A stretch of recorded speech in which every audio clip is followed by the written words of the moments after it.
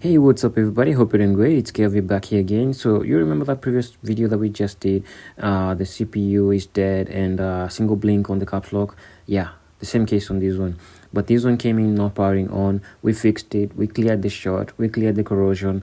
But the corrosion was also surrounding the CPU, which technically means when unstable current just hits the CPU, just know that your CPU is done. So the same case happened here, and we require a new motherboard for this machine to get back to work. Yeah, see you on the next one.